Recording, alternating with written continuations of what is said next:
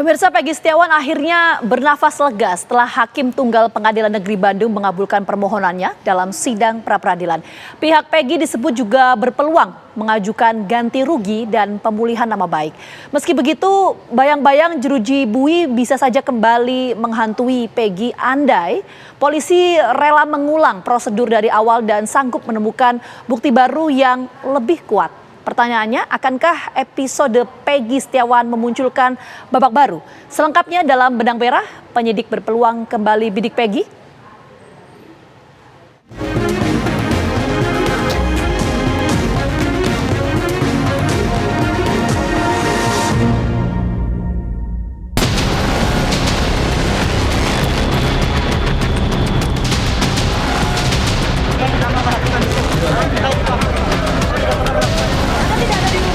Permohonan pra-peradilan dari pemohon dikabulkan. Banyak pada seluruh masyarakat Indonesia.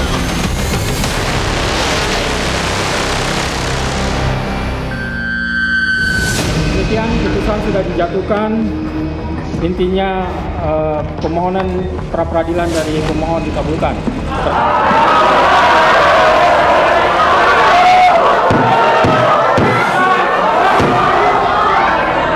Hadirin dimohon Baik tenang. ya. Baik, dengan telah dibacakannya putusan tersebut, maka perkara pra-peradilan atas nama saudara Peggy Setiawan selesai dan sidang dinyatakan ditutup.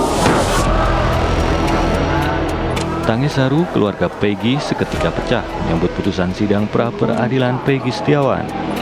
Putusan Hakim Tunggal Pengadilan Negeri Bandung, Eman Sulaiman menyebut, pihaknya mengabulkan gugatan Peggy lantaran menilai penetapan Peggy sebagai tersangka oleh Polda Jawa Barat bermasalah dan tidak sah secara hukum. Selain itu, Eman juga mengungkapkan Polda Jawa Barat tidak dapat menunjukkan dua alat bukti yang dibutuhkan untuk menjerat Peggy. Begitupun, Eman menyebut polisi tidak pernah memeriksa Peggy sebelumnya, entah sebagai saksi ataupun calon tersangka selama 8 tahun terakhir. Sedangkan, amanat putusan Mahkamah Konstitusi nomor 21 tahun 2014 disebut mengharuskan adanya pemeriksaan terlebih dahulu. Masih ada lagi, penetapan daftar pencarian orang atau DPO terhadap Peggy juga dinilai tidak sah menurut hukum, sebab penyidik tidak menjelaskan bukti yang rinci perihal dua alat bukti yang digunakan untuk menjerat Peggy. Terlebih, beberapa bukti itu dipandang tidak berkaitan dengan pembunuhan Vina dan Eki. Terhadap putusan itu, Polda Jabar buka suara akan mematuhinya. Selaras dengan Polda Jawa Barat, Mabes Polri juga tunduk dengan putusan pra-peradilan Peggy Setiawan. Namun, Mabes Polri menaruh perhatian khusus soal prosedur formal yang dalam kasus Peggy, penyidik tidak melakukan itu. Apa yang menjadi putusan hari ini adalah putusan yang wajib hukumnya kami penegak hukum tunduk dengan putusan yang sudah ada. Walaupun saya sampaikan bahwa putusan apakah ini salah tangkap atau tidak, ini kita masih melihat sejauh mana proses yang ada. Karena kalau kita lihat dalam proses materi pra-peradilan tentu saja ada formilnya, mungkin yang penyidik tidak melaksanakan formilnya. Walaupun kita belum tetap kita pada prinsip adalah praduga tak bersalah. Pra-peradilan Peggy diketahui menyoal prosedur formal yang tidak dilakukan penyidik. Penetapan tersangka tidak hanya dengan bukti permulaan yang cukup, yakni dua alat bukti, tapi juga harus didahului pemeriksaan calon tersangka. Andai kemudian polisi melakukan penyelidikan ulang dari awal dengan menjalankan prosedur formal sesuai aturan, apakah itu berarti Peggy Setiawan memungkinkan dijadikan tersangka kembali? Ya, penetapan terhadap Peggy ya udah selesai. Ya, sepanjang alat bukti yang digunakan untuk menempatkan Peggy Setiawan sebagai tersangka itu alat bukti yang kemarin sudah dinilai dalam pra-peradilan. Nah, karena itu sangat kuat dan mengikat gitu. Karena itu Peggy tidak lagi bisa ditetapkan sebagai tersangka sepanjang alat buktinya masih itu. Gitu. Tetapi kalau ada alat bukti baru, maka bisa ditetapkan sebagai tersangka kembali.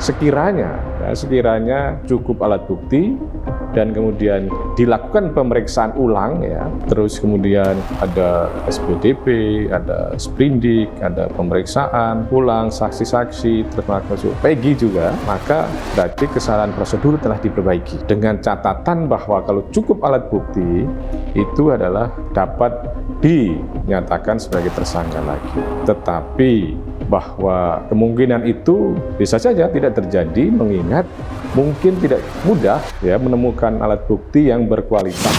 Polda Jawa Barat tentu mahfum butuh usaha ekstra jika ingin kembali menjerat Peggy sebagai tersangka. Sementara Peggy yang kini tengah menikmati udara bebas disebut-sebut justru berpeluang menuntut ganti rugi material maupun imaterial kepada Polda Jawa Barat. Ganti rugi material terkait pendapatan yang semestinya ia peroleh selama dirinya ditahan selama lebih dari sebulan.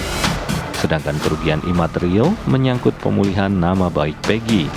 Kuasa hukum Peggy juga menilai hasil tes psikologis yang dilakukan terhadap Peggy beberapa waktu lalu condong menyudutkan Peggy sebagai sosok yang cenderung berbohong dan seolah terbukti melakukan tindak pidana. Bahwa rencana untuk melakukan tuntutan ganti kerugian memang sudah dirumuskan oleh tim sejak Peggy Setiawan dinyatakan bebas oleh putusan Hakim Tunggal Bapak Eman Sulaiman.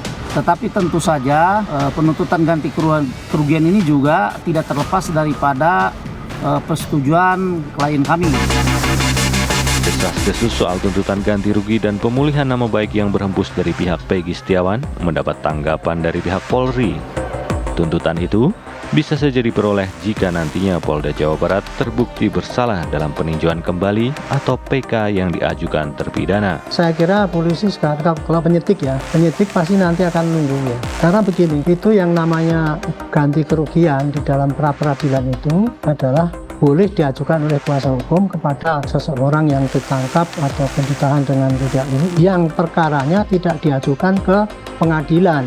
Nah, sampai sekarang posisinya kan Peggy ini, apakah polisi itu kemudian akan menghentikan dan selama-lamanya tidak akan menyidik Peggy, atau dia polisi penyidik sekarang masih akan menunggu bagaimana putusan PK yang diajukan oleh para terpidana yang lain itu ya.